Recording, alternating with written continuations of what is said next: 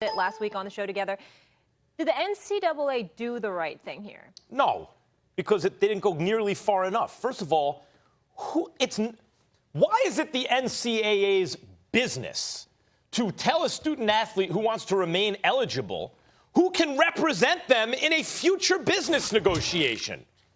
What does that have to do with amateurism? Are they starting to get paid by a professional organization to play basketball? If not, why is it the NCAA's business? It's none of their business, unless it is literally their business. The NCAA doesn't. What the NCAA cares about is control here, period.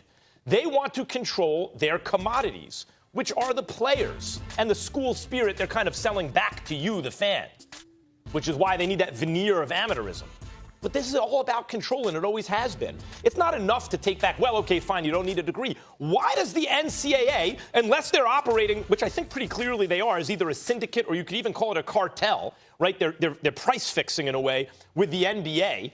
Their commodity is the game that they're selling you. Why is it their,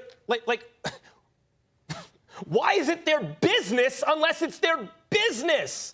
But the whole point is that it's not a business. They're tax exempt. Right? I mean, they're making millions and millions of dollars. And when it dawns on a student athlete that maybe I'm worth more, some of them aren't, but the ones who are, I'm worth more than the cost of a college tuition, that, I'm generating more money than that, that's not okay for them to explore that. Even if it's in the future. I'm not doing it now. This person over here is going to represent me in a future negotiation with a professional sports franchise. But right now, I'm not getting paid. I'm still an amateur. No. According to the NCAA, no, you're not eligible to do that unless you take this prescription. Unless, here's the medicine. You get represented by who we tell you to be represented by. So, Stephen A., it's a step in the right direction to say, okay, fine, the undergrad degree is not required. But why is there anything required? Furthermore, why is there even an NCAA? I really, as the years go on, as I've got, when you're a kid, you just accept the way things are. But, Stephen A., the NCAA is only there because Teddy Roosevelt, one of the only Abraham Lincoln, two founding fathers, Washington, Jefferson, and Teddy Roosevelt. That's Mount Rushmore. That's how influential a figure Roosevelt is. Everyone's favorite president nowadays, by the way, including mine. Teddy Roosevelt got to, because he was a football fan. There were so many deaths in college football that people they was afraid they were going to be banished. They were going to stop playing it. They'd sanction against it. People wouldn't accept it. He convened the presidents at Harvard, Yale, and Princeton and said, let's do something about this to make the game safer. That is the root of the NCAA. That organization that group eventually turned into the NCAA over time. But why do they even still exist? What function are they serving now other than getting in the way and protecting their own interest? Well, see, it's not a hard conversation to have because, Max Kellerman, first of all, let me say this. I agree with you. I get where you're coming from. This is not one of those situations where we're debating on this because we're not on opposite ends of the spectrum here.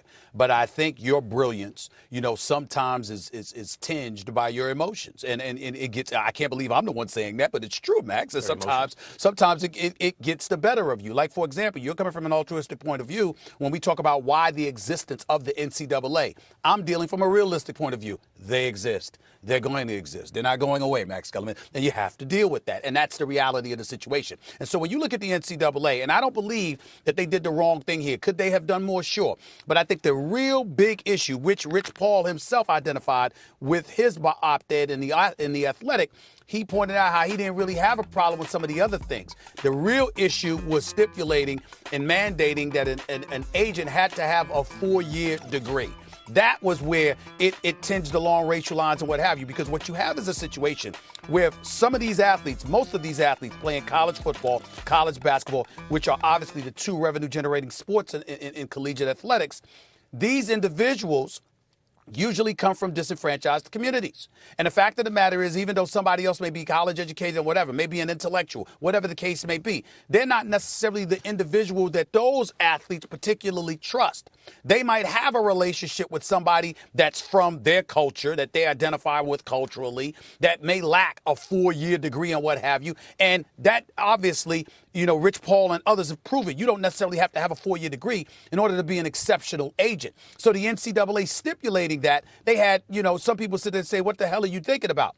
But here's where it gets tricky, Max Kellerman. Go to the NCAA page. I have it right in front of me, and I'll read this part to you. The Commission on College Basketball has been established by the NCAA Board of Governors, Division I Board of Directors, and NCAA President to fully examine critical aspects of Division I men's basketball. The commission is strongly encouraged to identify bold legislative policy and structural modifications, et cetera, et cetera. Who's on this committee, Max Kellerman? Condoleezza Rice, Grant Hill, Mike Montgomery, the Admiral David Robinson, Gene Smith, the athletic director of Ohio State, and various others. Okay? What I'm saying to you is you actually had African Americans that made the recommendation to the NCAA that the NCAA ultimately took heat for adopting. And so when we talk about things and we're willing to go that route and we're talking about it, well, you know what, racial discrimination, and you're not paying attention to disenfranchised individuals and the plight that they experience and they endure and what they have to do to overcome it and the people that they choose to trust. Now you're trying to literally monopolize that or create some kind of rules and lines to make sure that you're okay with it. Well, African Americans assisted in making the recommendation to the NCAA. So now when we recognize that, we have to ask ourselves a question.